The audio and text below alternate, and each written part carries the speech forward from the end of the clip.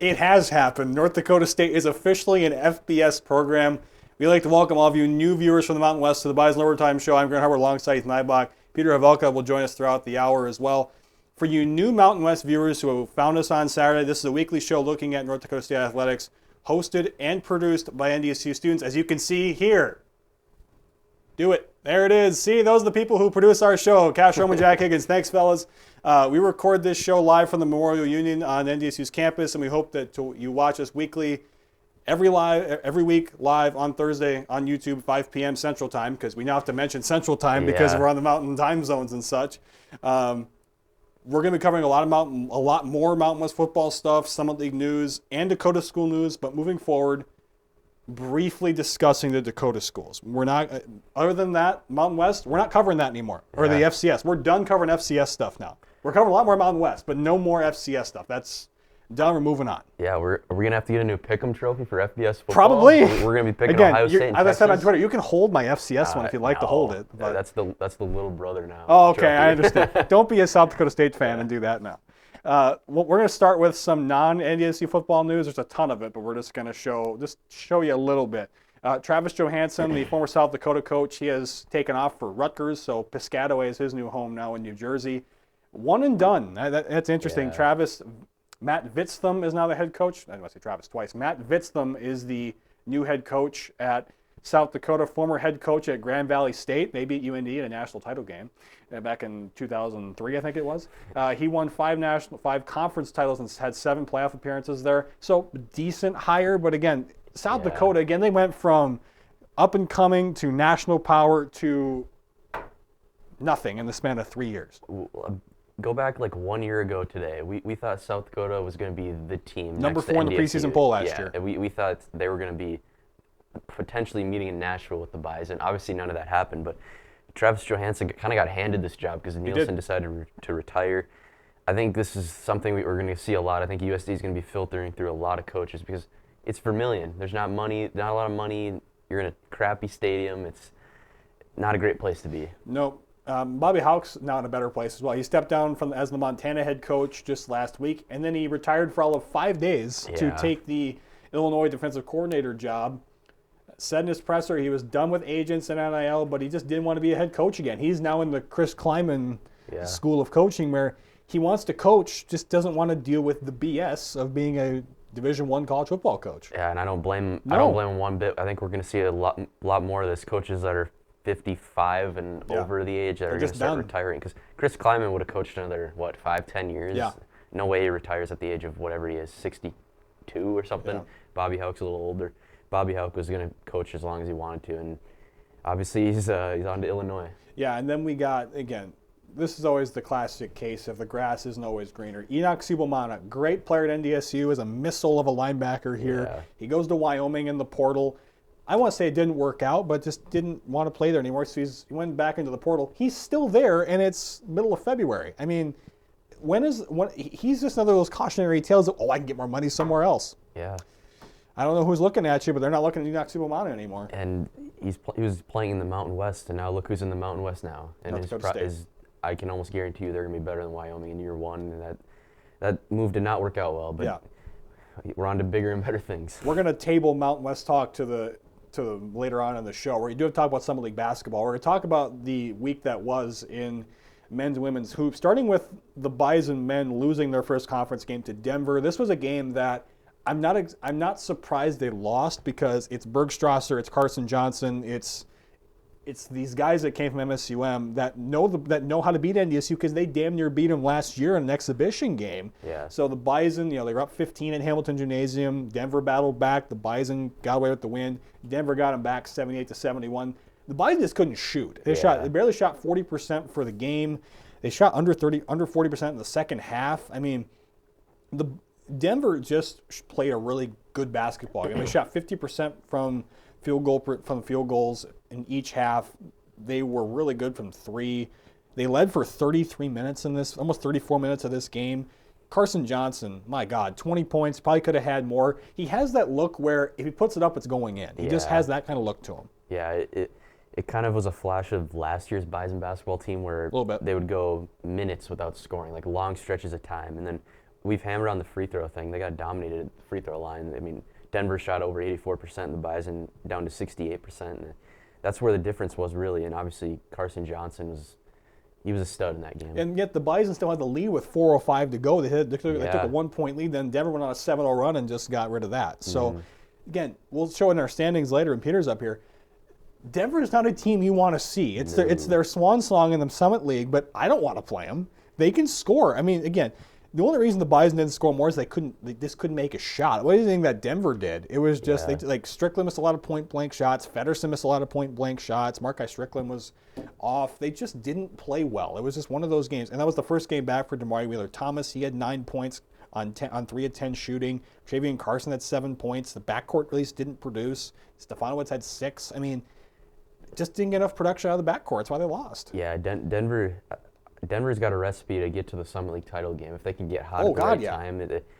We got to hope they're either going to be the 6th or the 7th seed, because if they're in the 4 or the 5 and they match up with the Bison, that's a scary game. Yeah, another team I don't really want to play. That's Omaha. The Bison were able to get away with the win. They won at 92-84. I mean, NDSU they had Omaha pinned down. They were up 18 with just over 15 minutes to go in the second half. The game looked over, and then Paul Jobay woke up, had 38 points. He missed the first 12 games of the year due to an injury, so he's only really played since before Christmas and beyond. 38 points. Paul Jobay, yes, that's a French last name, but he was stupid good. I mean, look at the second half for Omaha. They were 9 of 16 from 3 in the second half. That's almost unconscious shooting from there. Yeah, where the Bison really won the game is where they've struggled all year, the free throw line. Yeah, they were good at the foul line. Over 90%. 20-22. Yeah, and then the bench points thing, it's like, we've talked about this, we've hammered on it. The Bison are just deeper than most teams in the Summit League, and that's kind of what it came down to. Omaha's a well-coached team. Yeah. I mean, they're, like you said, they're defending league champs, too. Yeah, I forgot to remember that. And they lost how many guys, and they're still getting the mix. I think they're going to be dangerous. Why are the Bison deeper? Because not many of a 6'10 guy who can fly off their bench like Feddersen and go for 18 points off the bench. He was 7 of 10 from the field, 4-4 at the line. That's pretty impressive. I mean, that's why this Bison team is better. Their bench points. Feddersen had, let's see, what do you have? He had 18. They had 29 bench points total because, again, my guy, Tay Smith, just keeps lighting it up from 3 because like Carson Johnson, every time Tay Smith takes a shot, it looks like it's going in. He just has that kind of confidence about him, you know? Tay Smith, it looks like it's somebody from 2K playing. Yeah. I mean, the way he shoots the ball. It's like Channing Frye, like 2K16. The ball's going up and in. That's going to be one of the keys. I mean, the Bison are just deeper than everyone else, but if they have an off night and Tay Smith is on, that's going to keep them in games. Yeah, again, Andy Stefanowicz, he stepped up, 14 points, 8 assists. I mean, again, Damari's working himself back. He had 13 points. Travian Carson, the shooting hasn't been as good, but his defense has been. He's had a couple more steals in the game against Omaha. I mean, the league is just so much better, than it was last year, last couple of years. The Summit League is just, there's 7 teams in this league where I go, well, if they get hot, I mean, because South Dakota State, think about that. South Dakota State is the 7th spot in the Summit League, and they've owned the Summit League on the men's side for a lot of years, and they're sitting down there at 7. Yeah, you know I love my tier list. I think right now there's 2 tiers: contenders to win the Summit League, and then there's the bottom of the barrel. There's ready for 2026. Kansas City and Oral Roberts are not good. I think one team that's contending, that's looking to play deep into March and maybe into April, is the NDSU women. Number 1 in the mid-major poll again. They're receiving. They got 1 vote in the AP Top 25. What's so important about that? They're a mid-major school. Yeah. Again, we can't stress this enough. They were so bad for so long that the fact that they're number 1 in the mid-major poll at all sounds foreign, and the fact that they're receiving votes in the top 25, if Princeton loses another game or 2 on the women's side, they could be in the top 25 if they're not careful here. Yeah, they could be. It's going to be interesting to see how this plays out, but I mean, Jory Collins has got to be slam dunk coach of the year in the Summit League. I mean, for where this program was and where they were last year, they were good, very good last year, but they're dominant this year. And they showed against Kansas State again. They've struggled with Kansas State the last couple of years. Kansas State's knocked them out of some league tournament a couple of times now. Like, Kansas City has played the Bison really tough, but I mean, the best they could do to Avery Kunin was bloody her eye. Other than that, she was I mean, she, by her standards, she had an off game. She had 7 points. She was 3 of 6 shooting. That's because she's got basically a mummy wrap on her head, and she had to wear Claire Stearns' jersey number 11. Otherwise, because she had so much blood on her jersey, she had to switch jerseys. I mean, that's the best I can do to Coonan was the bloodier. Otherwise, they weren't going to stop her. I mean, look at the stats. Marissa Frost had 29 points. Yeah. Because as Peter will allude to in his clips, they left her wide open. I don't know what the strategy was there. Yeah, she's one of the best shooters in the Summer League. She's finding her stride at the right, because even Jory Collins said she had a slow start to start the year in those first only two losses they've had. Yeah. But yeah, she's finding her stride, and that's what's going to make this team really dangerous. Is if Avery Coonan is having an off day like she did to her standards, and Marissa Frost is on, that's going to be scary. Again, just how well-rounded they are. Molly Lenz had 10. I mean, again, this is the person who prefers a jumper over a layup. Like, she wants to shoot the basketball. She had 10 points total. Again, Jocelyn Schiller, the points aren't going to wow you. She had 5 points, right? She was only 1 of 4 shooting. But again, the defense she plays, she was 3 or 4 at the line. That's where she's good, is at the free throw line. Yeah. She's ahead of the press. She's ahead of that defense. That's what makes this team better, is that that number 30 is at the head of this stuff. Yeah, we've hammered on that too. It's like she can break the press by herself, and that's kind of what Kansas City's philosophy has been to beat the Bison, and it just did not work out. Yeah, Kansas City, 37.5% from the free throw line. Ouch. That's rough. They shot 43% from the field, which is fine. They had 11 points off turnovers. They got, I mean, the Bison are going to beat everybody in the paint. That's just kind of how they play. Yeah. I mean, 30 to 22. So holding NDSU to 30 paint points is actually kind of an achievement when you can hold them to that. Kansas City had more off the bench. They played more people. But again, I don't know what to say more about this Bison team. Is that I'll borrow Sam Getzinger's term. They're a wagon. I mean, they're just. I don't know. I mean, who's going to get in front of them? They're better than the Jacks. I mean, I think we've already just displayed that. I think if they beat the Jacks handily, I think is it next Wednesday or whatever it is. Then it's time to really open your eyes, and this team needs to be in the top 25 poll. They did have one more game last week against Omaha. By the way, hold on. Before we show the NDSU Omaha team stats, Omaha won not one, but 2 conference games. So here is Tom Brady with a message from the Omaha faithful. Let's let them hear it all the way down in Atlanta. We're still here. We're still here. We're still here. We're still here. We're still here. All right. Oh, yeah. As Bob Knight would say, now back to the game. NDSU defeated Omaha 102-51. Wasn't even that close as far as I'm concerned. The Bison shot 62% from the field. They were 53% from downtown, 85% from the line. They paint points. Peter, as a center, you'd be ashamed by this. 54-16 in the paint. 21 points off turnovers. They outscored them on the bench by 15 points. Why is Omaha in this conference? I swear to God. Like, get to Division II. Like, can we relegate them for a year and then come back up? Yeah. Like, my God, Coonan had 16. Kraswinski's kind of that 5th starter. She had 16 points. Yeah. Carrington Asp off the bench, probably going to win 6th Woman of the Year in the conference. She had 14 and 7. I mean, Omaha's terrible. We all know this. Yeah. But again, this isn't. They don't. What I love about Jory and his mustache, they don't look past anybody. No. They roll. They're just a machine right now. Yeah. They just kill them in every stat, and the score shows it. But they're still here. That's the important thing for Omaha. Omaha is still here, and they've won 2 conference games. So at least we got that. I mean, again, the Bison led for 33 of the 40 minutes. I mean, they scored 46 points in each half. Omaha did score 51 points in the second half, which, not the best. I'm looking at the wrong sheet. Who am I kidding? I'm looking at the men's sheet, but who cares? I mean, just an all-around great performance by the Bison women. So as we move into King of the Court, here's Peter to talk about what happened in the men's and women's games for last week. Peter, it's all yours. Big week of Bison basketball. It's kind of overshadowed by, obviously, the FBS move, but big week for Bison basketball. Now we're going to run freshly right into the clips right now. In this first clip, it's a defensive battle for the most part, but it was just offense. Look at this steal from Damari Wheeler-Thomas. Easy steal. Scooter's going to give the ball. Wheeler-Thomas, easy finish. Could have been a foul. Now, in the second clip, it's a stagger screen set by Tay Smith and Noah Feddersen right here on this side of the wing. Carson's going to come off it, square up, get a little screen from Feddersen. It's going to go back to Feddersen, back to Andy, but Feddersen's going to set the screen on Carson Johnson. Feddersen's going to drive back, but Andy's going to find him for a tough layup. A tough layup, yep. Anderson's going to get it, but look at this pass from Strickland to Tay Smith. Like Grant said, it's money every time he shoots it. Now this next clip, we're going to see kind of a different offense from NDSU. Andy's going to roll up the ball up, give it to Wheeler-Thomas, but it's going to be a horns action, But like you talked about last week, it's kind of a fake dribble handoff that Draymond Green uses for the Warriors. But Featherston's going to drive in, tough layup, should have been a foul, and it was a foul. Now this next clip, it's going to be a dribble handoff to Trayvon Carson, but Featherston's going to pop out. Look at how unbalanced Omaha is right here. Carson's going to give it back to Featherston, pump fake, drive to the lane, jump stop off the glass finish for 2. Now this next clip, look at Tay Smith and Featherston on the wing, just trapping and gets the call out of balance right there for the turnover. Just a good first half by NDSU by all standards. Now this next clip, Featherston's going to get a screen from Andy.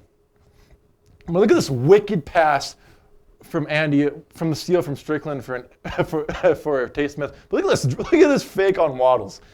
The guy looking the other way, just a wet 3-pointer. No, this play was huge. Omaha actually called a timeout right here, tried to get some extra points, but it's going to be a layup off the glass, doesn't even touch the rim. Riley's going to give it to Damari, and it's going to be one of the coolest lob plays and a finish for Noah, but it was kind of an awkward finish at the end. Now in this next clip, there's no help on this side for Omaha, and look how Featherston just can go up and score for an easy 2. Now in this next clip, look at Omaha. This is a terrible defense. A drop coverage, which allows for another grand slam by Featherston. Now this play was crucial.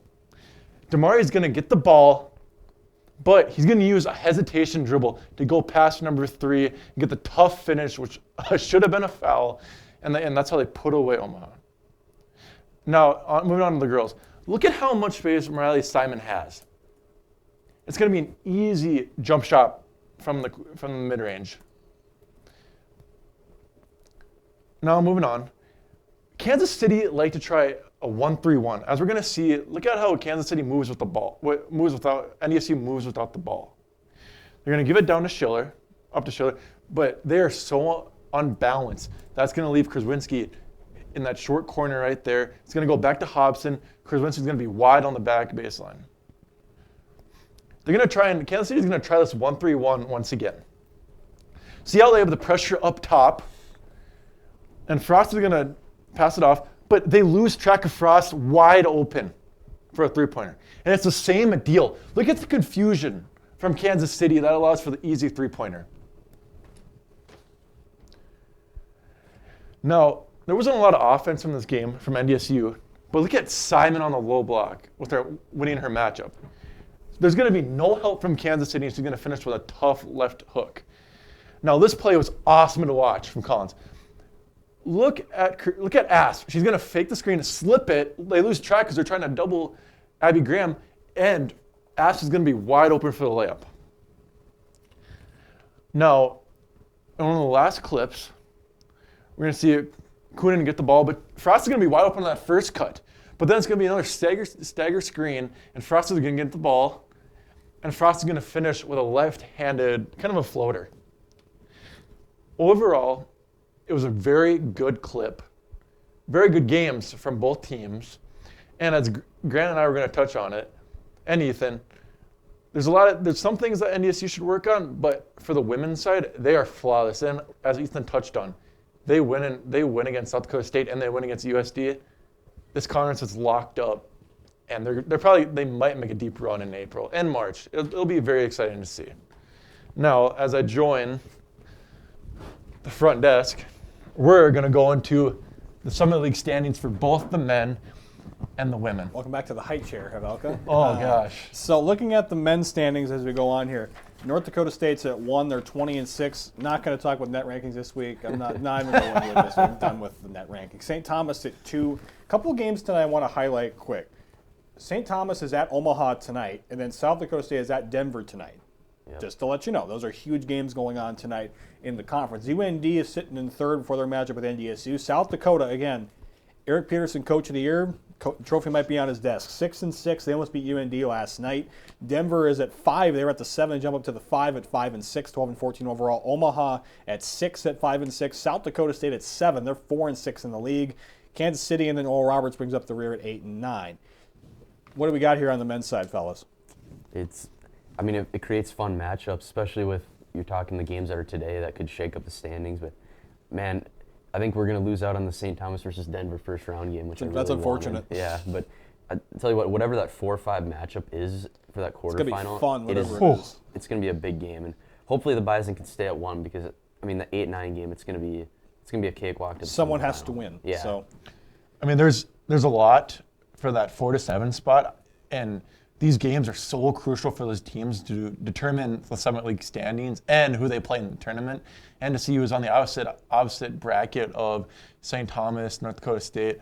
But it's going to be really interesting to see that St. Thomas, North Dakota, on what side of the bracket they're going to be. I think the women's more set. I won't say it's set in stone, but we're getting pretty close to that point. I mean, the concrete is just about set on some of this part of the bracket.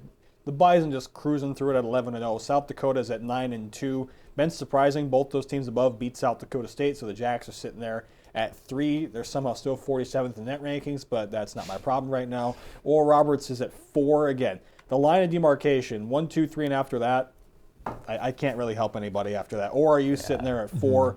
St. Thomas comes to the Shack next week. They will push NDSU a little bit. They're sitting there at 5 and 6. Kansas City at 6. Again, the bottom 3 teams, I really have to talk about them. UND, Denver, and Omaha. Ugh. So I am trying to be nice, but that's pretty much the way it is. But for NDSU, it's this simple. Win 3 of your last 5, you win the Summit League, because they play the Jacks. Their next 5 games, that second to last game was at home against the Jacks. If the Bison beat South Dakota before then, they lock up the conference. That Jacks game isn't even going to matter. Yeah, it's going to be packed either way. You know they want to sweep the Jacks. Yes. But it's the matchups not as intriguing on this side. It's going to be South Dakota State in that semifinal to play NDSU, assuming nobody lays an egg. It's honestly impressive how bad the bottom of the women's conference is at this point. I mean, to add on to your guys' point, it feels like a week ago or 2 weeks ago, we're talking about Denver and Oral Roberts for that 4th spot. Yep. That's not even a question anymore. No. And it's kind of sickening. It's like the puke emoji right now. What is a topic of conversation as we go through this weekly is the bracketology. Ethan, what do we got? Yeah, so the Bison would be in Philadelphia as of right now, and surprisingly that Denver loss didn't hurt them too bad. They're down to a 14 seed, playing Michigan State and Tom Izzo. That's not bad. Yeah, that'd be. And then if you somehow pull that one out, you're playing either Arkansas or Miami. And then the top half of the bracket, it's Iowa State and Austin Peay. And then Kentucky, UCLA. Kentucky and UCLA. That is Hold on. Kentucky, UCLA be a first-round game? That is. Yes, please. 2 of the most storied basketball programs in college basketball history. Westwood and Lexington, that'd be some good That'd be stuff. awesome. That would be fun. But then shifting to the women's side, obviously we know the rule is that the highest seed gets to host the first 2 rounds. It's Michigan, and they'd be playing the Fighting Leathernecks. God. We've hammered on them. They're always in NDSU's bracket. But anyway, the Bison will be playing Georgia. That's intriguing. And then Duke's playing High Point, and then Alabama would be playing Rice. So that's the women's side of the bracketology. Again, it's interesting to see how that'll shake up throughout the rest of the year. I mean, I don't know. I don't know how much about the women's bracket as I do the men's, but Western Illinois, why? Why aren't you still in the Summit League? I don't. Because again, if they were in the Summit League, you would not hear Western Illinois basketball, period, whichever side of the bracket. Duke would be cool to play. I mean, if we ever got that far, playing Duke, period, is always pretty cool. And Alabama sitting in there. High Point, don't know much about High Point, but it is what it is. It's crazy. What I do know a lot about is Peter's because Peter has the hot takes this week, because we got so much football chatter to go through. So we'll have Peter tackle his hot takes. So most of my hot takes, they're going to be surrounding the big rivalry games this weekend. My first take is NDSU men. They go into the Betty, and they win by 15 plus this weekend. It is a huge Summit League game, and as we've seen in the past, NDSU and UND, they like to split the series a little bit, but I should have a feeling that, it's guns of glory. It's going to be a great atmosphere and great game. My second one is that the women will hold UND to under 55 points. They're averaging around 59 right now, but I can't see UND scoring on this defense. My third one, my most controversial. The men will lock up the number 1 seed at St. Thomas. I am super stoked for this game. I'm excited for them to play in the new arena, and it'll be a coach's game. My fourth one, Schiller will drop 20 points versus a former team on Sunday. I think that atmosphere is going to go crazy, and there's going to be a lot of hate in that gym, but I think Schiller gets it done. My last one, and a lot of us, I had to think about this one a little bit because of Noah Federson's precipitation around this university. But his reputation precedes him, let's put it that way. Fetty gets a double-double on Saturday versus UND off the bench. You're being bold. Give me that. You gotta be bold to win. You gotta be bold to win. We love bold hot takes around here. Yeah, we do. That ain't the truth. I think I said the same thing about Jossie, actually. Ethan can go back and find it. Yeah. But again, you're more ambitious than we are with ours. And this is gonna be a close game. It's gonna come down to turnovers, and we'll talk about that a little later about the turnovers that UND forces. The Bison women are just they're head and shoulders above. I mean, they're more than head and shoulders above UND, and the fact that we have UND's point guard definitely helps. That helps. Bison men, again, 3 of the last 5 are not. They don't have a cakewalk the rest of this. I mean, they play Kansas City at home, which is as close as they're going to get to a cakewalk. But they have to go to St. Paul, they have to go to Brookings, they have to go to the Betty. Now, Brookings is the easiest one to win because South Dakota just went in there and won. Yeah. St. Thomas won by 20 up there, so it's not the home court advantage it used to be. Schiller goes for 20. You could definitely see that. Her scoring numbers have been down. She's still a top 25 scorer in the league, but that's not really her role anymore. It's to score. It's more to facilitate.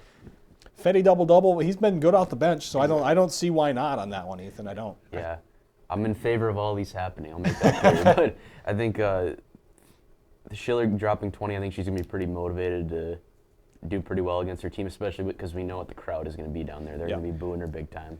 So.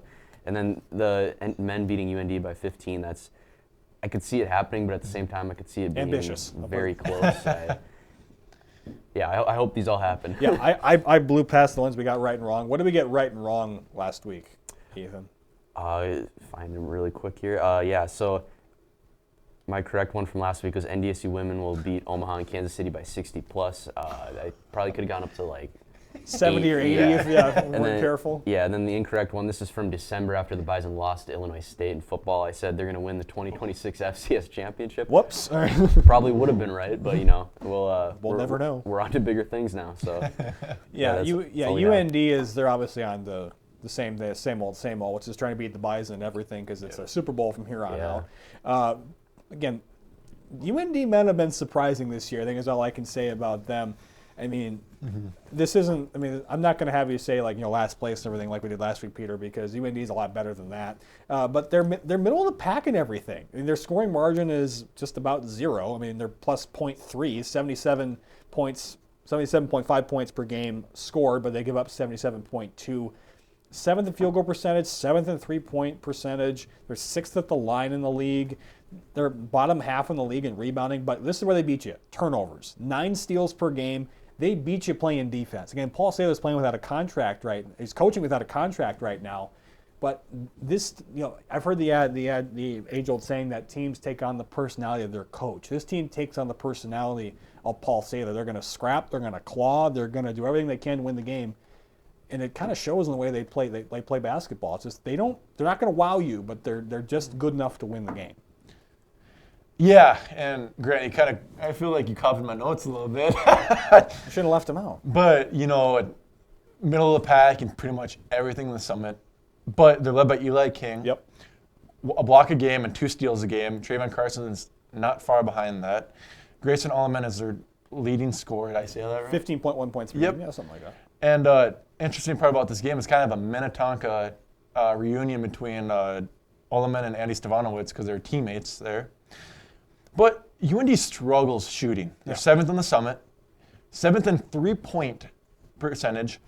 They are dead last in the Summit League for assists, averaging 11 a night. I mean, Andy feels like he gets that every night. Yeah, about 5 to 10 assists a night. Yeah, that's 8th in rebounding, but majority of their bunch of their rebounds are offensive rebounds. But as Grant touched on, they force the most turnovers in the league at 15 and 9 a game in steals.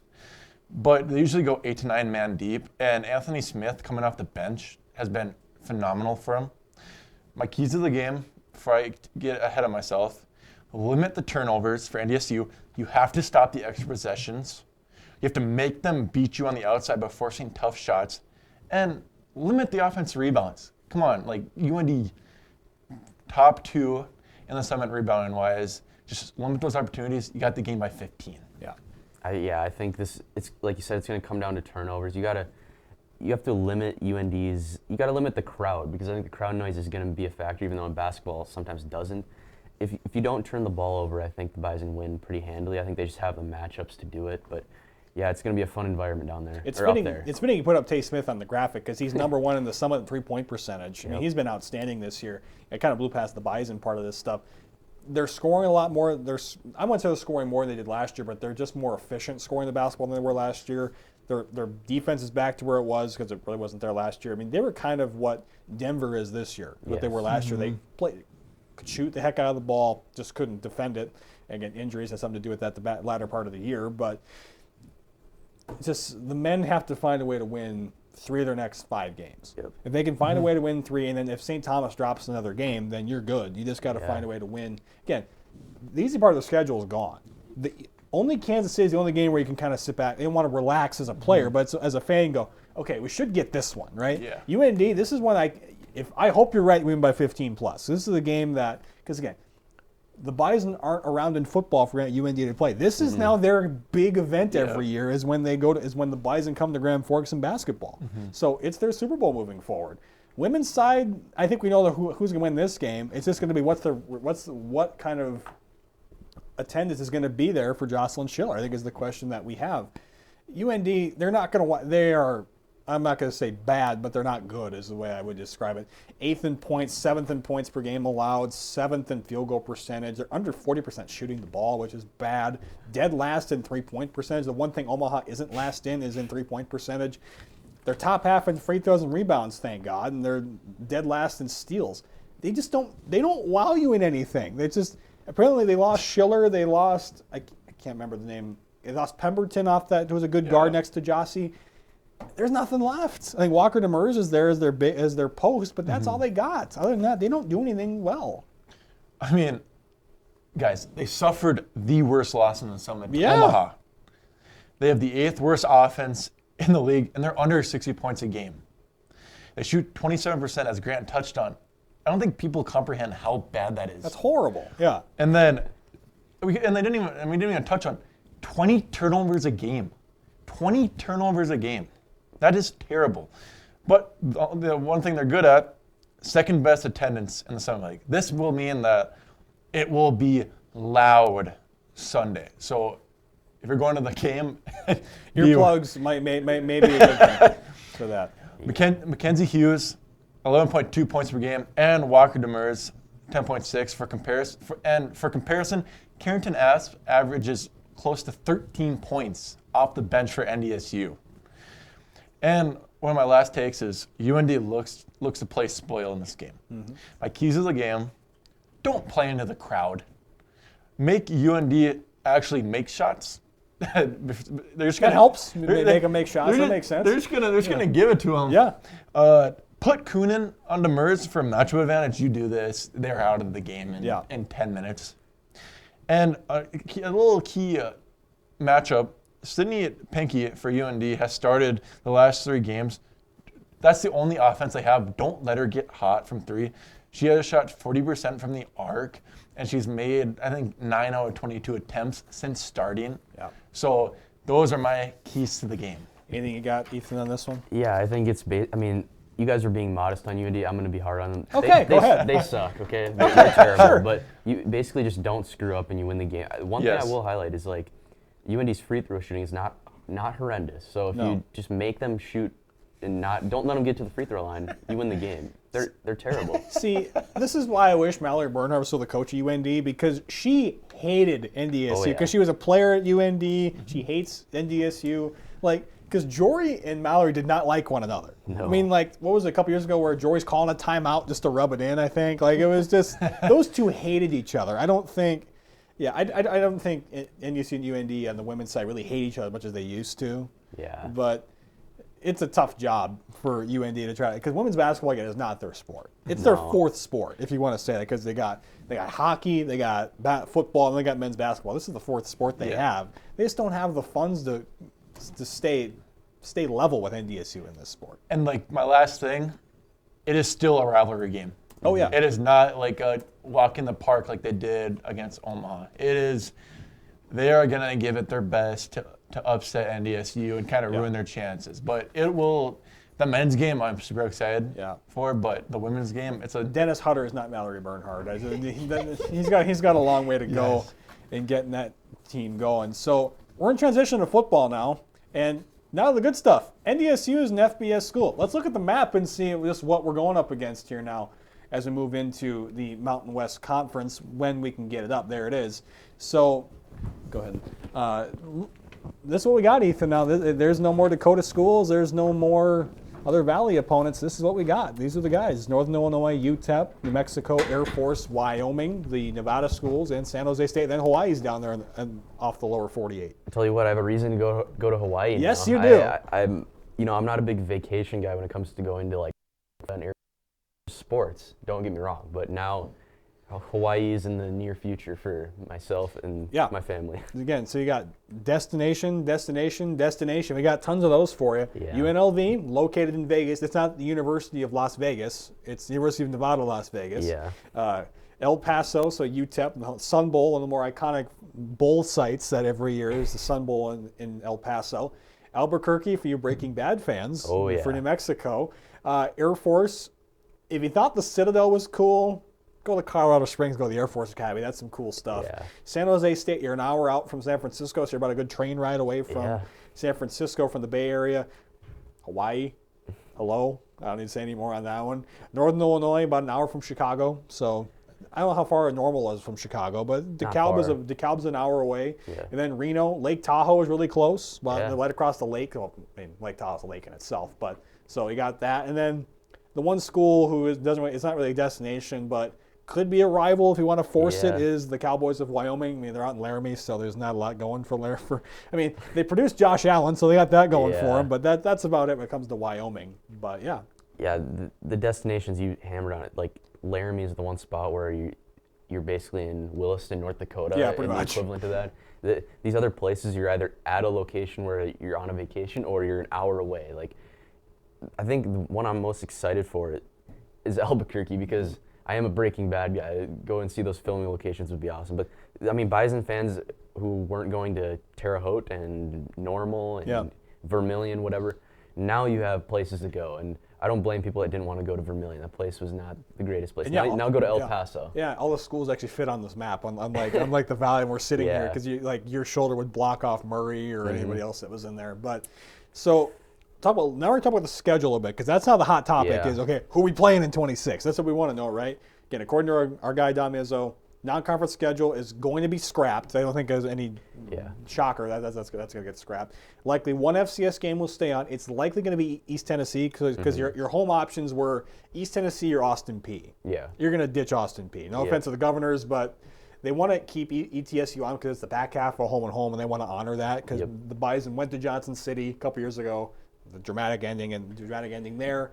I don't think it'll be that way when ETSU comes back to the Dome here in September. I hope not. So it's not official, but we have a pretty good inkling of that game is going to stay on the schedule. Yeah. But, and Matt Larson said on Monday at the United Nations of Fargo press conference, everybody was there for that conference.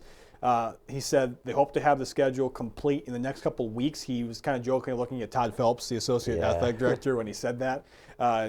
Todd said, next couple days, we'll have it done. He was joking, obviously. Hopes to keep one FCS game on the schedule and into the future. That's part of, I won't say it's a part of the way they do scheduling in the FBS, but they want to keep one FCS game on the schedule. Yeah. Moving forward, are you going to keep Weber State on your schedule? Probably not. Yeah. There's a lot of schools that have lined up home and homes. They're probably not going to happen, like Stony Brook. No. Incarnate Word, those games are not happening anymore.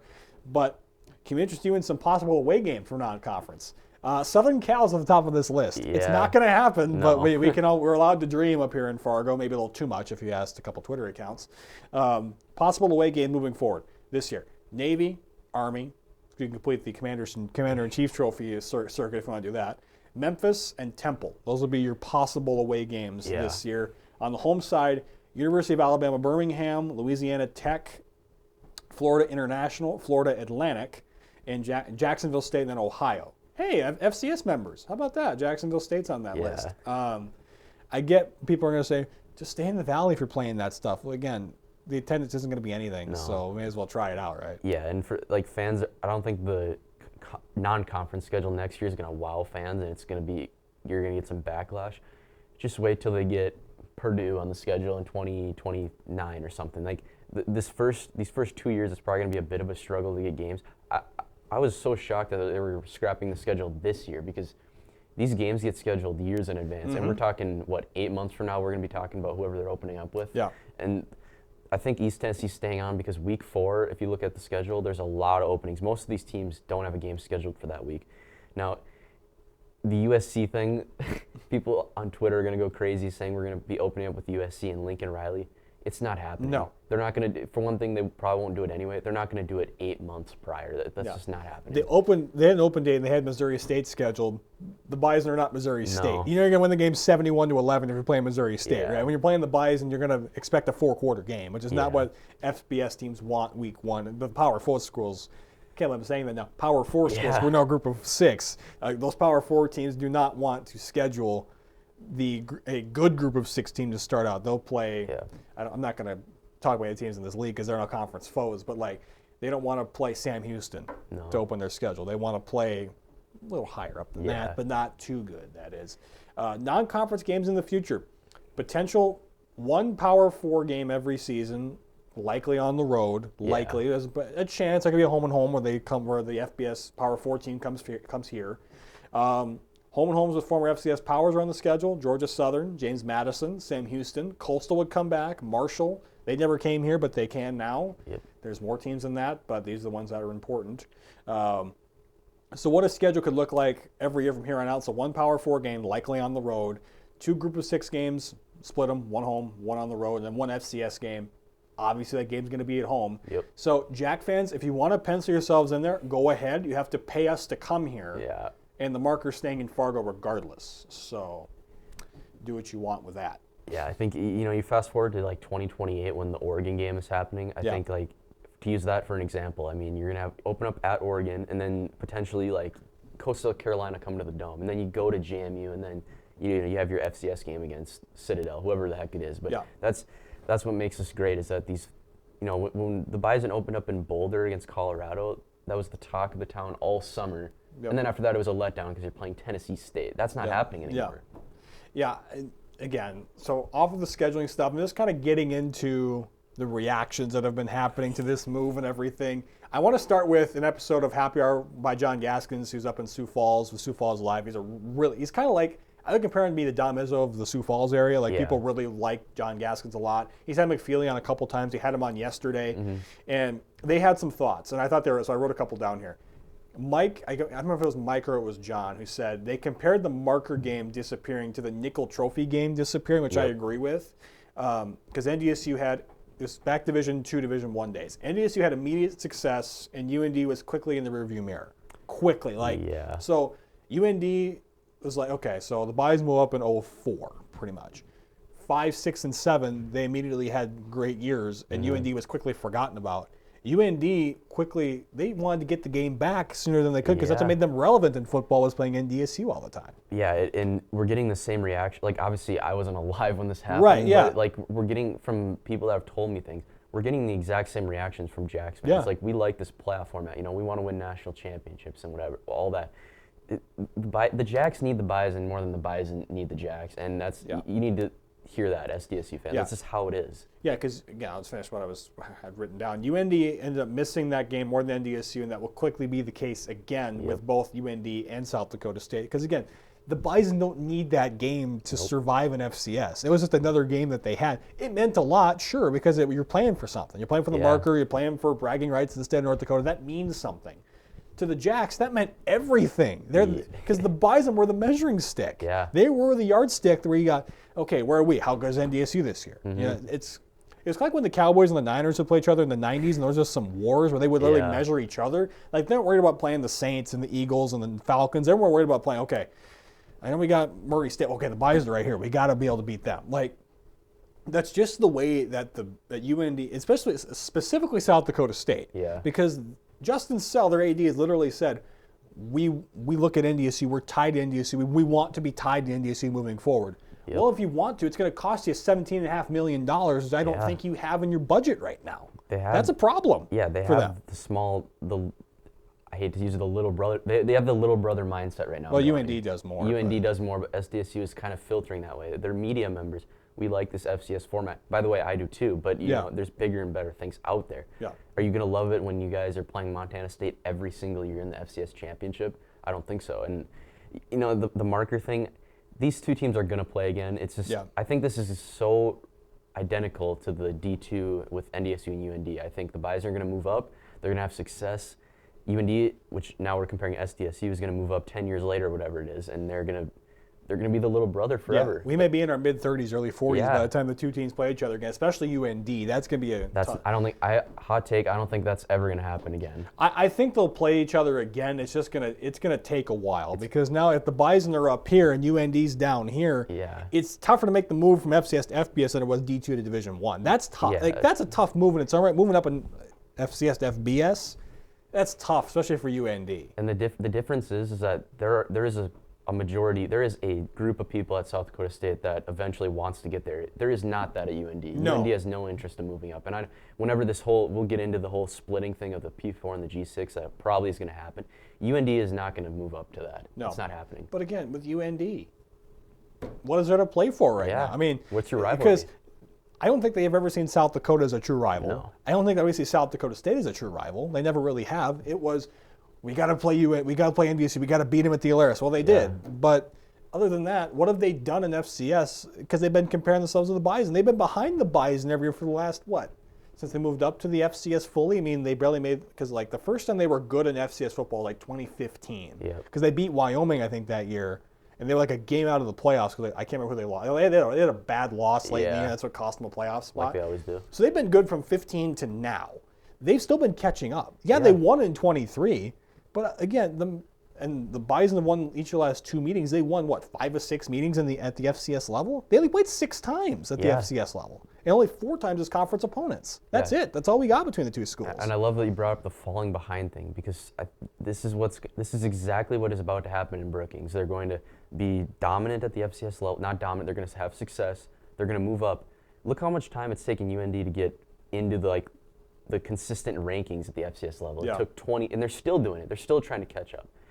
If that happens to SDSU, I mean, there's going to be some angry people in Brookings. Yeah, I mean, are we going to miss playing them? I mean, probably. For a little bit. For maybe a year or two, but I think it's better that if we had lost one of those games, if we had lost at the Alaris Center or lost in Brookings, I would have thought, man, sucks our last time we played them, we lost. Yeah. No, we have the marker, we have, the imaginary nickel, we have that too. I mean, so I guess I'm not as concerned about playing it because we're not as desperate to play them as the other two schools are. They need that Bison game to feel relevant in FCS. Yeah.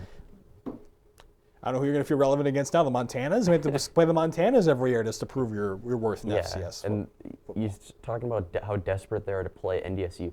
NDSU is equally as desperate to play FBS opponents, and that's why they're making that jump. They want to play those teams and get the fans. Look at the fan outcome in Tucson. There was 10,000 Bison fans, and then look how many fans were there the next week in Fargo. It was probably 10,000. Or in Boulder in 24. That was another great crowd. And then how many were there a week later in Tennessee State? Not many. So. I mean, another thing I can't remember who said it. If it was McFeely or John, but they said they're now and I just figured this out. They're the only G6 school in a 6-state radius. Can I go back? Let me go back. Look at that. Where's the next G6? I mean, you see the G6 schools that are around them. In this Minnesota, North Dakota, South Dakota, Minnesota, Iowa, Wisconsin, and Nebraska. They're the closest school. Thank you for putting that back up, Jack. I appreciate that. In a 6-school radius. There's no other G6 school. The Gophers are the closest FBS school. Yeah. That's crazy. And they already were. They're not out-recruiting the Gophers, but they were stealing some guy. You look at the Gophers since 2011. They've won bowl games, whatever. Why have they not had success? Some of those guys, Marcus Williams, Billy Turner, the Bison were stealing them. Well, they flat out missed on those guys. Yeah. But, Zach Vraw, they missed on those guys. You talk about the recruiting advantages. Obviously the Bison fans for years said, but you can come here and win a national championship. There are guys that went to Oregon State, Wyoming, or whatever, because it was FBS. The local kids are still going to pick whoever they want. It's the guys that aren't from around here that don't understand it that want to play FBS. If it was those guys that didn't get that Wisconsin offer, that Nebraska offer, that Minnesota offer, and they think, well, I didn't get offered by those schools to play Power 4 football. I can still play Group of 6 football in the same region, so I don't have to go that far from my hometown. If I'm from Milwaukee, I don't have to go very far from Milwaukee. I can go to Fargo. It's it's a couple states away. It's a couple hours worth of a drive. It's probably half a day, but still, it's better than going off somewhere else or going to a valley school. Now you can go, look, still in the area, still in the region, Group of 6. I still have a shot at the CFP appearance. Yeah. If this waiver goes through like we think it might, they might be eligible immediately to be in the CFP. You can go to the CFP from Fargo. Yeah, and some of these kids that leave NDSU after they're here, that transfer, obviously the number one is money, and the Bison are not going to compete with Oregon and Michigan. But yeah, true. If you're talking about the money that's coming in, you can compete with guys like Jaquise Alexander going to Delaware. Does he go if this move happens? Probably not. Probably not. Jalen Duffy to UCF. I don't know about maybe, that. Maybe. But the thing is that Tim Polisic said, I don't know if it was on Hot Mic, he said probably the second biggest reason guys leave is because of the competition. Because you're playing Murray State, you're going to Terre Haute. You think Nathaniel Staling is sitting there in that weather delay is like, I could be playing in Ann Arbor right now. Yeah. I mean, it's human nature. Now you're going to be playing those teams.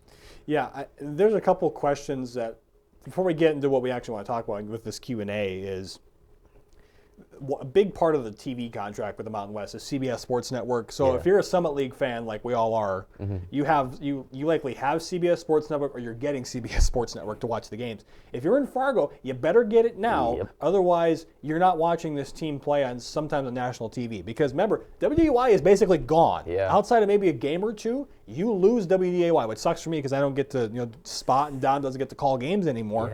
But I mean, that's one of the downsides about this move, is that there's no more local TV. You can just turn on 6 and there it is. Like you have to go. So hey, go to the games. Amazing how that works. You have to go to the games to watch this team play. It's like the 80s all over again. Yeah, it's amazing.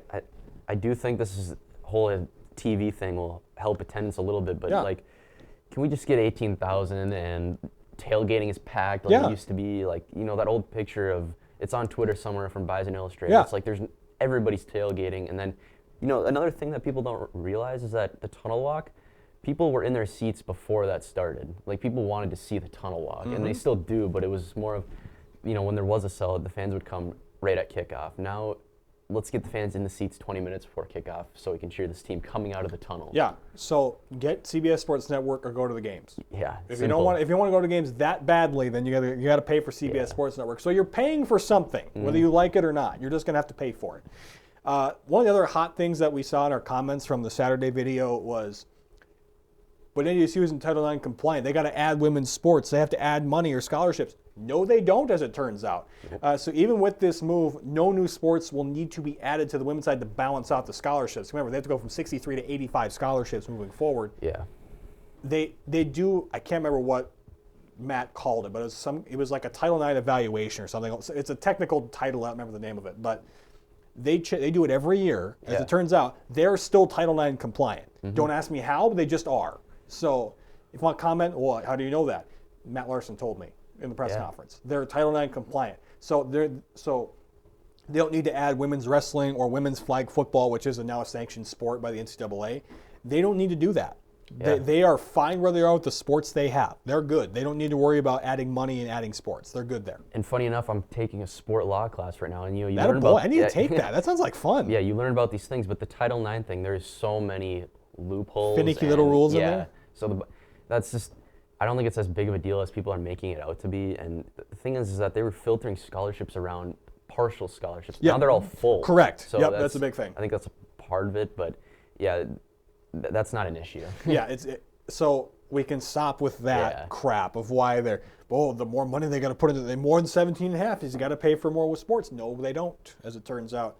The big thing we've heard is about the dome and the problems with the dome. It's what everyone wants to complain about, yet the city has tried not once but twice to put proposals up, to put it on the ballot, our ballot every year, to vote on it. And it's been shot down both times. Yep. Both times they've had, I thought the last renovation proposal that was really good. I thought it was. The problem was, in this city, Mountain West fans, is when you put the word tax, it's like the equivalent of the F word. If you put the word tax on something, the Fargonians are not going to vote for it.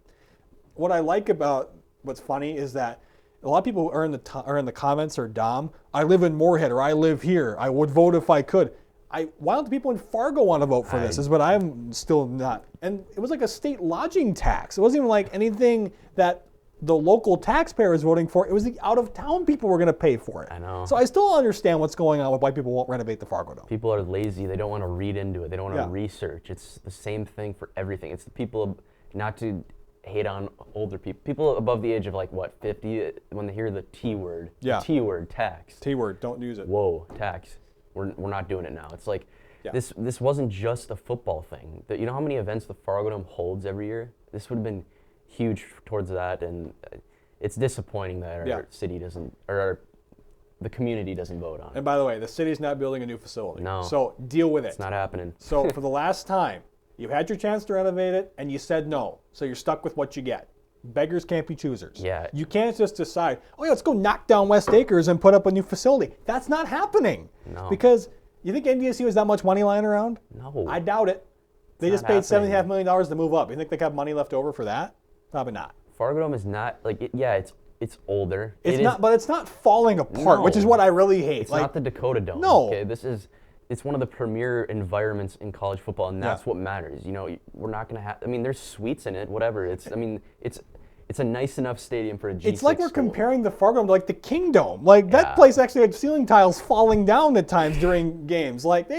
The Mariners had to play half a season somewhere else because there was too much pressure washing, and that's the definition of a crummy stadium. It's not the Fargo Dome. Metrodome. Yeah, the Fargo Dome is not that. Yeah. The dome is not that bad. Yes, it's dark, it's cramped, it has red and blue seats. I get it doesn't look the best, but you put a national TV camera on the building, it looks great. Especially when it's packed. Yes, and it's in a great location. Right. People. They're not going to tear the Fargo Dome down and rebuild it. Where else on campus are you going to put it?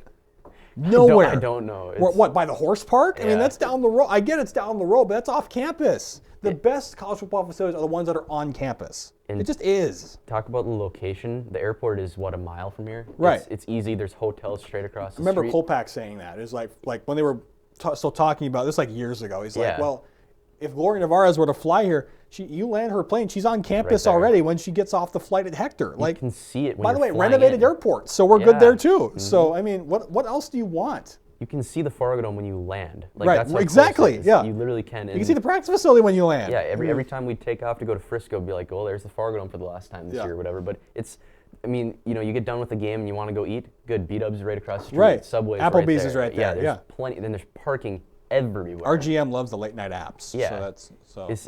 Jack knows what I'm talking about in the back, but. And we're not building the big house here, guys. Correct. The Fargo Dome it's just fine. Also, one more thing before we get into this. Another excuse people made about the NCAA, they have to have a certain number of seats, right? Yeah. No, they do not. According to the NCAA, I looked this up just because you people are mindless and don't want to look up and do some research before you hit the 126 characters on your phone or your computer. According to the NCAA, they have abolished stadium capacity requirements.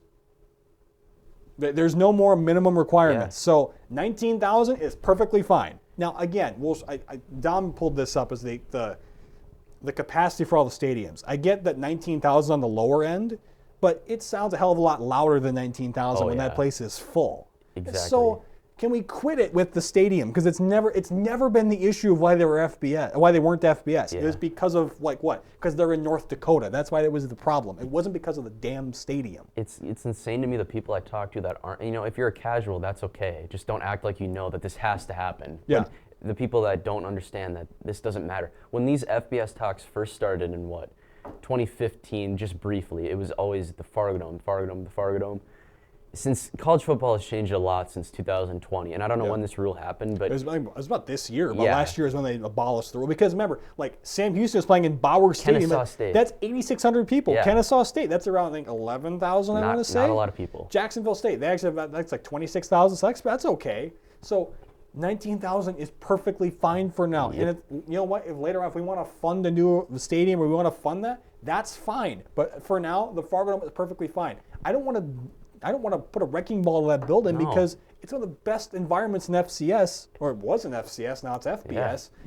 It's one of the greatest home field advantages in college sports. Keep it. It's just put some TLC, put some money into it, put some more suites in there, make the seats black, do everything you got to do to make it look good, but just don't tear the thing down. That's not what I want to hear here. Yeah, and it's easily accessible. I mean, to get down, there's one way in, one way out, and like the bathrooms are accessible. The concession stands are right there. They need more of them. They Yeah. need more concessions, more bathrooms. We get that. Yeah, but then that's a part of it. Like, why did you vote no? Oh, taxes. Boo-hoo, whatever. I'm so sick of people that think that this is a rule that the stadium has to be bigger or we're going to have to build a new one. Nope. Not happening. The city of Fargo paid for it once. They're not going to pay for it twice. No. It's just not going to happen. Not happening. You have some people you want to address, so I'll let you have the floor here. Oh boy, first off, Twitter is bad enough with UND burnerverse. Yeah, that's the right term. Yeah, that's a good term. but Facebook Worse. is 1,000 times worse, Correct. and the people are just mindless. So I'm not gonna. I'll leave the people anonymous. I'll be nice. Good. The school should pay for this private stadium and not the community. 1, we're not getting a new stadium. 2, the school just paid to go FBS what you wanted, and 3, the Fargo Dome is fine. Next. This guy responded, no, I would build it, or he responded to the post about them potentially building a new stadium not happening.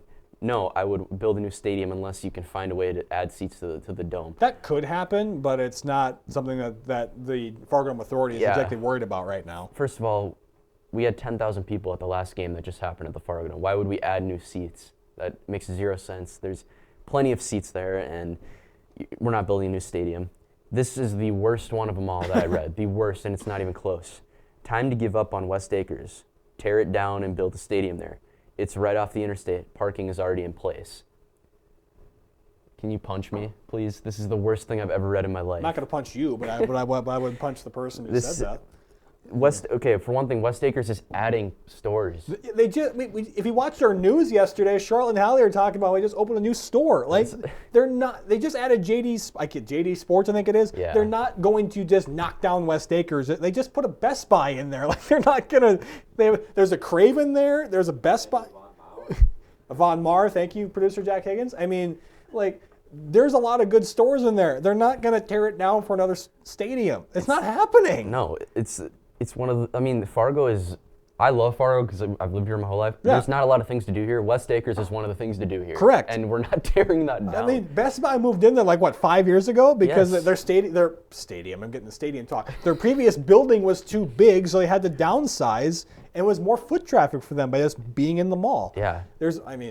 If you're a, let's say, a New Mexico fan coming from Albuquerque to Fargo, and You're going to here, the mall. Yeah, if you're here for the whole weekend, the game is on Saturday, you're here Friday and Sunday, whatever. Go check out the mall. Go check out the mall. What else is there to do? I don't know. Top golf. There's Sweet there's shots. stuff. Sweet shots. Yeah. There's stuff to do here. West Acres is one of the few. Yeah. We're not tearing the mall down. That is the.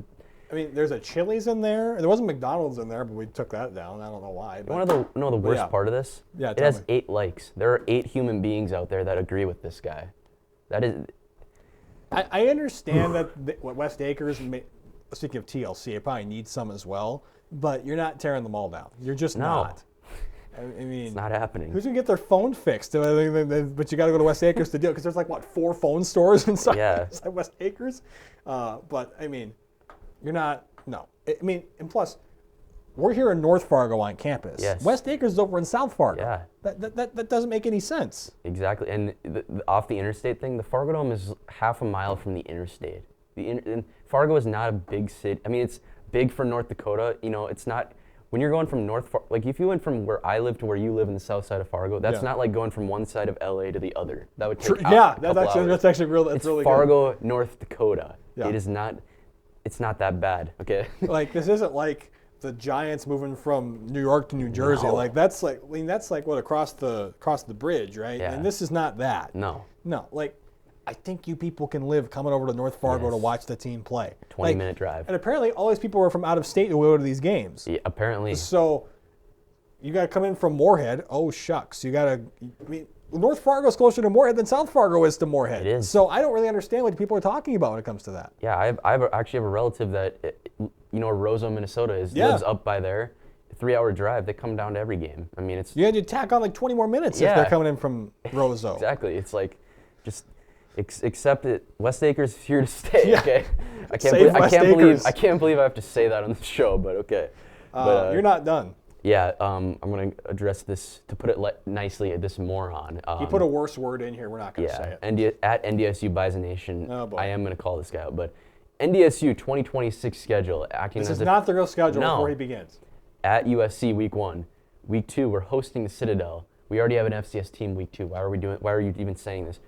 Week 3, we're going to US Bank Stadium to play Memphis. I can't help but laugh. This guy might have won up the last guy with stupidity. Sure. At Ohio, okay, I'll give you that. But by the way, none of this is official. And then he had a mock schedule for the conference schedule, whatever. You can do what you want. This is why social media is complete and utter garbage. This has 131 views. Twitter. 131,000 views. Not just views, thousands of views. This has 131,000 views. Twitter does this on purpose. It puts the garbage up top to make you read it. This might be. I don't have words. This is how dumb this is. I'm actually angry at this guy. Why are we playing Memphis at US Bank Stadium? We already went to US Bank Stadium. And we didn't do anything there. And we got 22,000 people. That's good, but it's not great, especially at a football stadium. That's cavernous. At Target Field, we got 32,000. 34,000. Yeah, you could have easily gotten 40 to 50,000 for US Bank, and you got half that. So we're not going back there again. Memphis isn't gonna. Why would Memphis play us there? They wouldn't. Exactly. They just wouldn't. They would say, okay, if you want to play us, come here. That's just. Or we do a home and home. Yeah, exactly. It's complete and utter stupidity, and the amount of people that commented on this that were excited, that thinking this was real. Don't believe anything you say unless it comes from NDSU football, NDSU athletics, or Bison overtime. Bison overtime, or Dom Izzo, or Jeff Kolpak, or Mike McFeely. McFeely. Yeah. They're not going to throw you have something. To pick through the weeds to see what McFeely has, but most of the time he's correct. They're not going to put garbage out there like this. The schedule, none of the games have been scheduled yet at all. I would say we had a mixed bag as we hit into our Q&A edition for Mountain West. First time we've actually done this. I've always wanted to do this. Should I read them or do you want to read them? I don't know. I can read them. Okay, go ahead, read them. First guy, this is off YouTube. This isn't a question, this is a statement. I'm going to go from winning natties to fighting for the potato bowl with a laughing emoji. Go ahead. Not sure what fan base you're a part of, but probably one with UND or SDSU as the letters. You won't be laughing when North Dakota State is in the CFP in front of national television, and Chris Fowler and Kirk Herbstreit are commentating their game, and you guys are still playing Southeast Missouri at home in front of 5,000 people. Yeah, simple as that. I can answer. We've already kind of answered this one, but doesn't the NCAA still require a school to have 16 varsity sports in order to field an FBS football team? Legitimate question. As far as I know, NDSU currently fields 14. What new sports would need to be started, and what conference would they play in?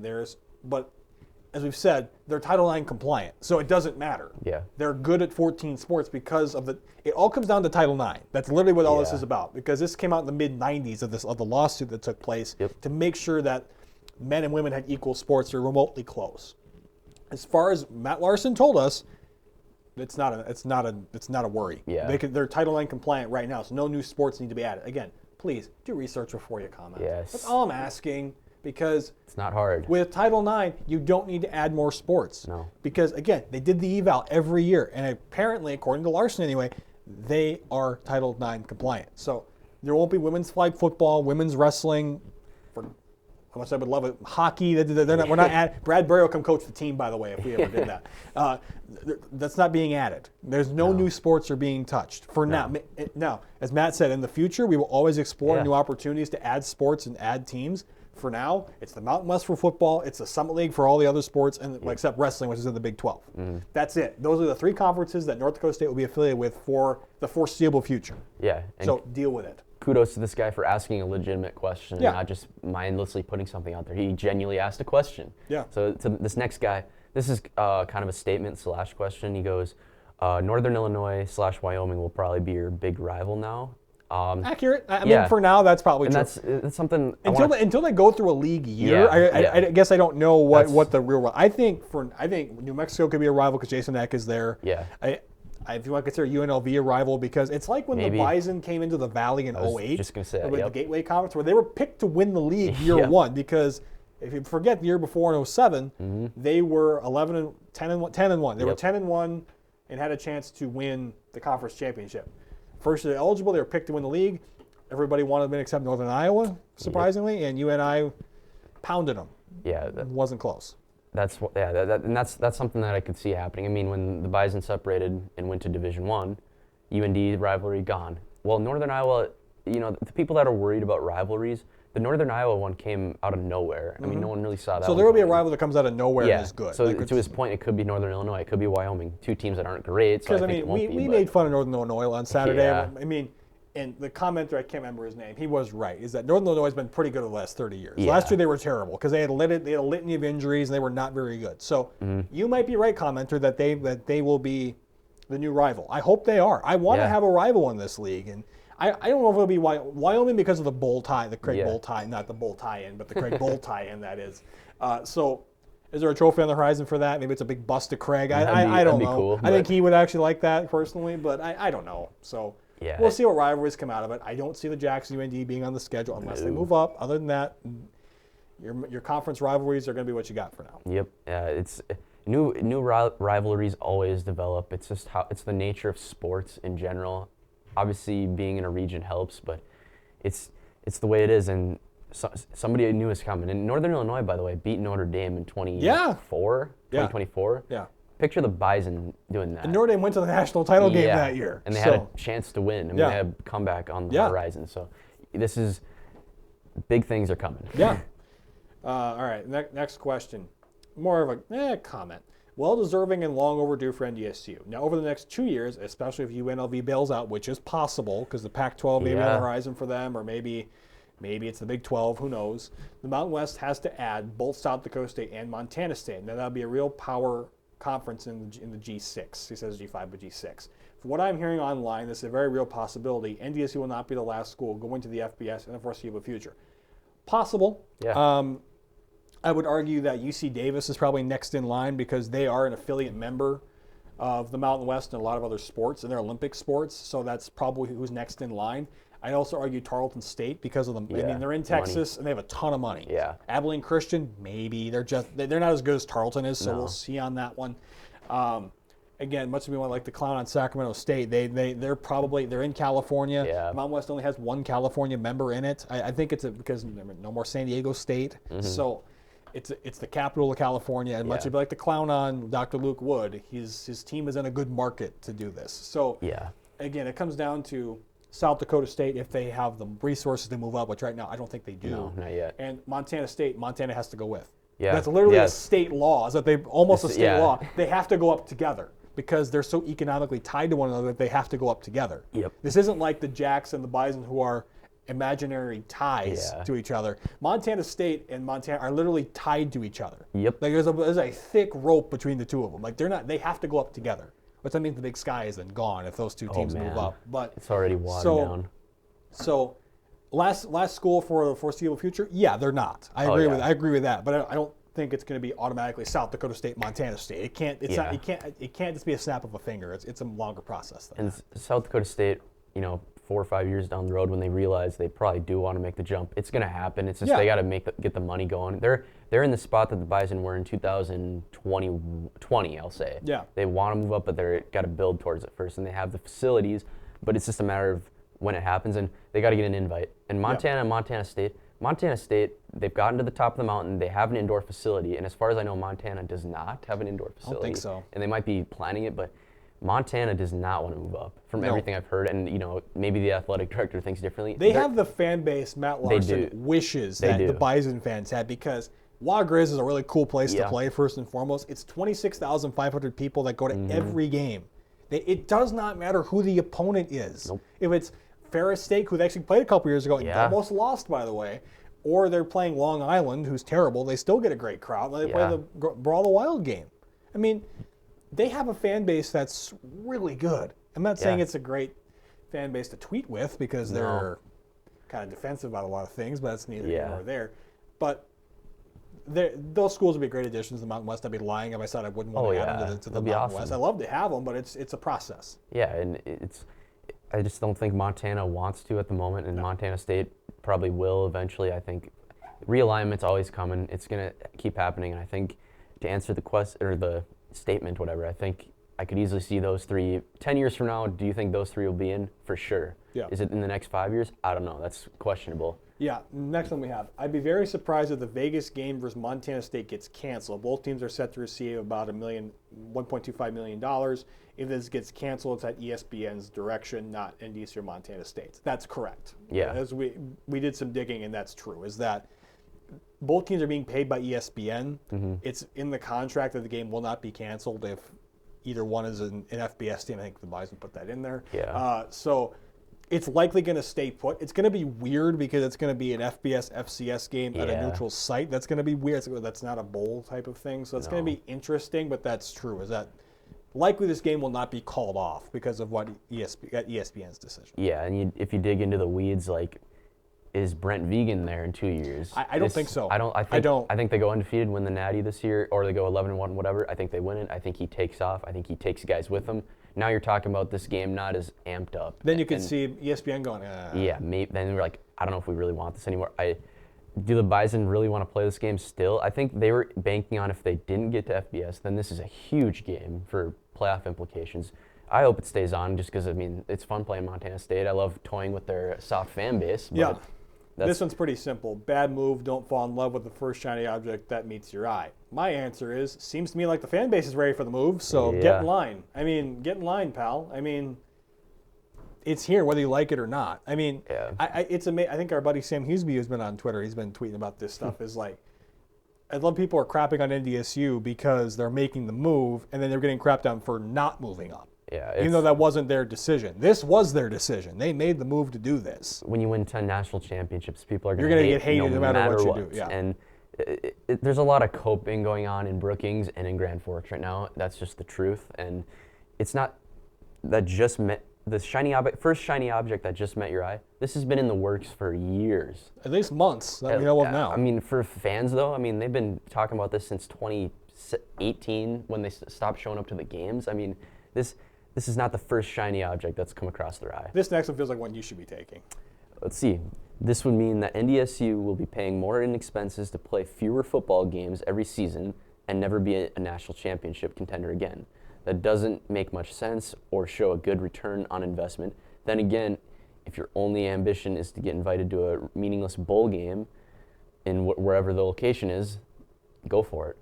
I just want to put this out there. The Bison going to Frisco every year, they lost money on that. They didn't get money back. Correct, yeah. They lost money on that every year they went. And it was not reimbursed by the NCAA or anybody. And money is everything in college football, as much as fans hate it. The Bison, by the way, how long do bowl games last? How long is it until the G6 splits and then the Bison are competing for a national championship again? Who knows? It could be in the future. I would rather compete for a G6 championship and be set up for that to happen than sit back in FCS and win 2 of the next 4 and then never get to jump up ever. Also, by the way, you're reimbursed for every bowl trip you take. Every trip. The NCAA it's the conference who reimburses you. So they're not losing money by winning games and going to bowl games. No. They're making money by doing that. And you think it's meaningless. Look at the TV viewership for bowl games. They're only going up. The average is 4 million. Yeah. For one bowl game, it's $4 million. Or 4 million viewers, I'm sorry. 4 million viewers. The average national title game is about just over $1 million to 2 maybe, if they're lucky, depending on the teams. Mm-hmm. So. And I think the misconception is that they're going up to play in bowl games. They're going up to play for the Mountain West Championship.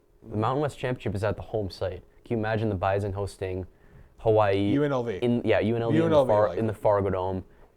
I mean, that's everything. Yeah. That'd be the biggest game in the history of the Fargo Dome, and that's what's on the horizon. We don't know when that's going to happen, but the whole bowl thing is like, bowl games are fun. Obviously, it's not the end-all, be-all. You want to win your conference. That's all I have. Yeah, I like the move, but the Mountain West won't help NDSU's chances to make the playoffs with their poor strength of schedule. NDSU will have to beat the living dog out of every opponent just to have a chance. For now, that's likely accurate. I mean, I'm not saying. They have to go unbeaten to have a chance, or they have to go 11-1 to have a chance. That's true. But again, as we're talking about, I mean, it's gonna be hard for them to get non-conference games. It is. It's gonna be hard for them to get those quality Group of 5 games. Yeah. Like Boise State, they got the year they made the playoff. They had Oregon on their schedule. Yeah. Apparently, the Bison have Oregon on their schedule, but it's gonna be moved around again because they're FBS. So we may be in our 40s by the time NDSU and Oregon actually play each other on the football field, but we'll see. In the short term, is it going to be harder? Yes, but I think if they go undefeated, I mean, you have to at least, because remember, they just have to be the highest ranked Group of 5. Yeah, that's a Group of 6. That's all they have to do. They have to win the conference, yes, Yeah. to lock that in. I think it's the highest ranked group of 6 conference champion, or what is it the 5 ranked highest? Yeah, it's 5 highest ranked conference champions, So- but they changed that to the 4 Power 4 conference And champions. then the next so, best team out of that. So the highest ranked group of 6 Yep. is in the playoffs. So even if they don't have a great strength of schedule, as long as they're undefeated and their point margin's great, I think, so that comment's probably true in the short term. Now, in the Yeah. long term, if the Mountain West gets better and bigger and there's more teams in it, then I don't see why not. My answer is look at James Madison's schedule in 2025. It was nothing special. I mean, they played the Sun Belt. I think they lost to Louisville, and that was their one loss before the playoff. Getting to the college football playoff, you're not going to do it every year. People just need to accept that. That's something that's every 5-year thing, maybe. Maybe it's every 2 out of every 5 years. That's not the end all be all. It ties back to what I said. You're going to win your conference. JMU's schedule last year. Want to hear it? Yeah. Weber State. That's Wow, a familiar big name. time. Louisville, lost at Louisville. Liberty, Georgia Southern, Georgia State, these are all Sun Belt games. Georgia State, Louisiana, Old Dominion, Texas State, Marshall, App State, Washington State, Coastal Carolina, and then they beat Troy in the championship game. Yeah, that's a tough schedule. Real tough schedule there Yeah, that's. And by the way, if you look at the Saragen or whatever it's called Sagarin, yeah. So the Bison were the highest rated non-Power 4 team this year. This year in FCS. You think that's not going to continue at the next level if they go 11-1 or 12-0, depending on their schedule? They're still going to be the highest rated team. That's all that matters is the highest rated group of 6 champion. So, yeah, you're probably going to have to beat your teams handily, but if you win, who cares? You just got to win. Yeah, one of our favorite commenters has a couple questions. 3, what is non-conference schedule? Short answer, we don't know yet. Yeah, we already kind of touched on that. Will there be an additional charge of season tickets? Probably. In the future, yes. In the future, yes. When DC grant 20 more scholarships this year to current players? No. No, that's next year. If anything, they tack on scholarships to players who either don't have them or on partial scholarships. They're not like their roster is set. They're not adding. If they add a player, it'll be in May. Yeah. It'll be late in the transfer cycle later in May. They're done adding players. As far as we thought Keith Williams, we didn't think Keith Williams was going to be here. No, but he just showed up late in the portal cycle. So yeah. They're going to have 85 scholarships. It's just you just don't know who's getting what. They're not adding any more players. No, the roster, this year's roster, when people were looking forward to the 2026 FCS season, that's the Bison team that we're going to see this year. It's the future where we're going to be seeing some changes and some, more scholarships. I'm excited to see Polisek recruit now. I will say that, though. Yeah, again, as we got a quote from the forum from Coach Polisek, the Bison football roster is not expected to change before next season. The players are currently in winter conditioning with spring football beginning in March. There you go. That's it. Yeah. So, a couple short, I don't know if this is a quote from anybody, but we're just going to put it in here. Are we keeping the Dakota marker held to the yes? That is staying in Fargo. I think it's up in the office right now. Never stepping foot in Brookings again. The South Dakota face of the trophy will not be seen for a long, long time. Is a new stadium in the works? No is the answer to that question. Rewind the video about 20 minutes and you'll get my go. answer. That's what I got for that. Yeah. This is another question. He didn't say if I had, but again, that's just quick people on X trying to tweet. Yep. I'm just going to say the way he had it. If had control of HTE non-con schedule for NDSU in the Mountain West stays at 8 games, would you try to keep the marker games, schedule USC, schedule Jacksonville State, schedule Ohio? 3 and 4? Yeah, sure. Yeah. 1, never going to happen, at least for another 5 to 10 years. Nope. 2, USC won't agree to that, so you're stuck with 3 and 4. And Matt Larson would love for the last 3 to happen, but it's not only up to him. People need to stop blaming him for things, because I can already hear the backlash when the non-conference schedule is Ohio, East Tennessee, and then the 2 road games are just not great. Mm-hmm. It's going to be like that this year. You guys wanted to move FBS. Here you are. 1 year is the non-conference schedule, I hammered on it. It's not going to be great this year. Moving forward, it will be. Maybe you get a P4 next year. USC is not happening. The marker game is done for now. Yeah. How is it possible that not one single Fargo-based sports outlet saw this coming? Mountain West talking it hard for a year. Nothing from Fargo. In fact, mocking the Mountain West folks. I like to hear how our media completely missed this. Because they kept this so tightly in-house. That's why we never heard anything about it, because I think the only people that knew were Matt Larson, former President Cook. Yep. I think just recently, interim President Rick Berg was brought into the mix. Todd Phelps. Probably Todd Phelps, probably Ryan Peralt, the SID here. And that's probably it. Probably Derek Lang of Team Makers. And Maybe Coach Paulsek. Probably Coach Paulsek was probably in the loop on this, but that's probably it. I mean, so when Matt Larson came on Dom Show and blatantly lied to him that they weren't having any discussions, yeah, they were, but they didn't want this to leak. Yeah. I think they did a pretty good job of keeping it in-house until Ross Dellinger got his hands on it, and then they had to announce it. I'm going to blame this on Bison fans, because if that gets out that they're in negotiations and then it doesn't go through, Matt Larson would have His to have head is on a pike. He'd if have to that have happens, security. yeah. He'd have to walk around with security at all times in Fargo. We don't want that. No, yeah. that's probably why he kept it so tight, because he knows what our fan base is like. So you don't let these things leak out, and it's just a coincidence that he ended up being on the show, January, and there wasn't any discussions. But you can't blame him. I mean, you're not going to leak something like that. No. And I honestly think you could go as far as to say there was maximum 6 people in on this at a time, and obviously I think some guys on the coaching staff probably knew about it, but they weren't in the loop like Matt Larson was. Like you saw Grant Olson and Carlton Littlejohn hang out in the back of the presser because I don't think they knew, frankly, if this was going to happen. They're excited, but I mean, they didn't know. They probably knew as little as we. I think the players knew as much as we did on Friday night. That's it. Okay, last one, and I added this one in late because it's really my favorite, and I really just like making fun of this one. We said this on Saturday because we were so excited about this that we sounded a bit scared to some people. You guys sounded scared for the football team, but excited at the same time. And then the comment that my favorite was, because they know they're going to get smoked in FBS, but the school will make much more money. I think if you know what NDSU is about, they will not get smoked in FBS. They're going to succeed in FBS. And also, we are really excited about this move. Yeah. We have said in the past, I'll admit that fully, we were not 100% on board with this. We weren't. But look, it's here and we have to embrace it. So I'm all for embracing it because, look, if this waiver goes through and they're immediately eligible, this was worth it. Yeah. If they are immediately eligible to be not only hosting a conference championship game, but getting into the playoff, that's what I want. So, but also, after winning 10 of the national championships, I mean, the image behind us ended a national title. It started against Colorado and Coach Prime. By the way, if you're an average person, you thought, oh, they got smoked in that game against Shador and Travis Hunter. They lost by 5 points, and they caught the Hail Mary at the end of the game. It was 4 yards short of the end zone. They were 4 yards away from being a Heisman Trophy winner and the number 2 overall pick, and a guy who made the Pro Bowl as a quarterback, at Shador Sanders. That's how close they were to beating a 10-win Colorado team 2 years ago. So, no, they're not going to get smoked by anybody. They won't. I'm just going to take a wild guess and say this is a UND or an SDSU fan. Maybe. How many FBS teams have they beaten? Not many. They beat Wyoming. Yeah, and the Bison are, 9-5? Look at what happened in Iowa in 2016, what happened in Kansas State in 2013. Look at the fans that came with that. They were a botched red zone possession for beating Arizona.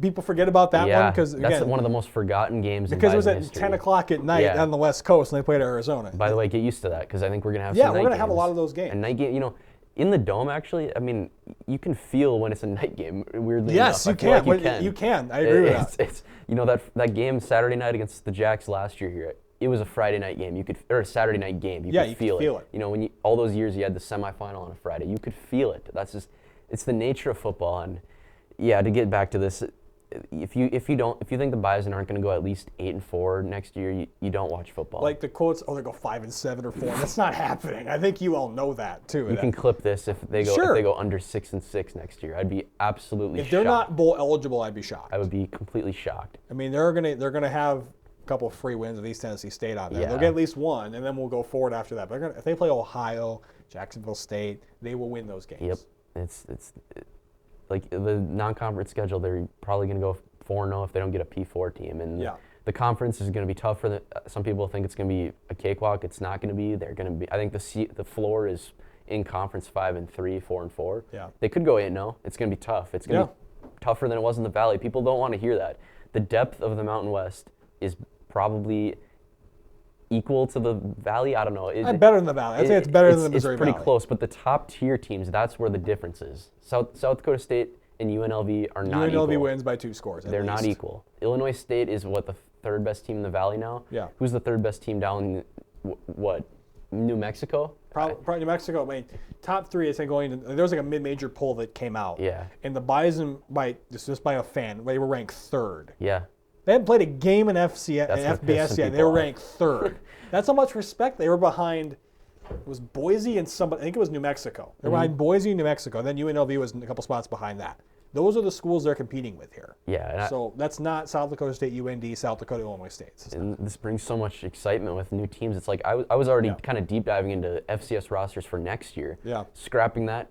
We're full Mountain West, full steam ahead. So okay, we're 90 minutes in. So we have a special surprise for the end of the show. So we thank you all for watching. But again, Ethan and myself, we've grown up with this dynasty, which makes it bittersweet to see it come to an end. So before we wrap up our show tonight, we're going to give you a 3.5-minute tribute to NDSU's time at the FCS level. So I'll send you off for this week's show. For Ethan Eibach, Peter Havelka, our entire crew, Jack in the back, I'm Grant Hubbard. This has been the Bison Overtime Show. We'll leave you with a 3.5-minute video, a tribute to the FCS. We'll see you next week. Horns up and go Bison.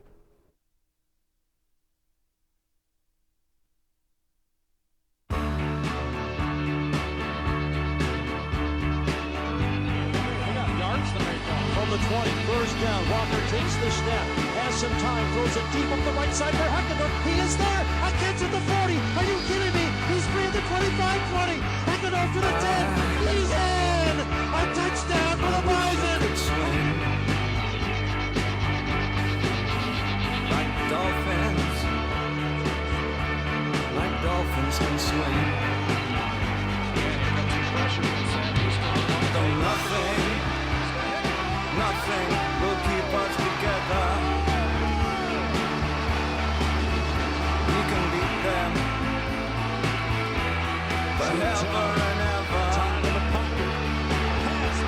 Oh, we can be heroes just for one day. 13 from its 48. Bell takes the snap, throws across the middle, intercepted at the 36 by Beck.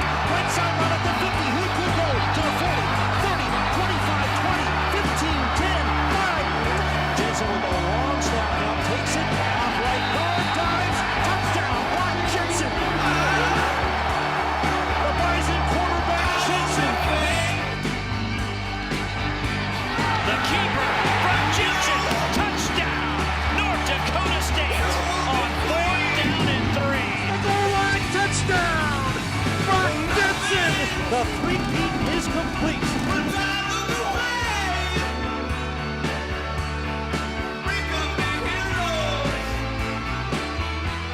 Orlock is the setback to the left of Wentz, who takes the snap and runs off the left side of the 5. Goal line, the touchdown! Bison! Just for one day.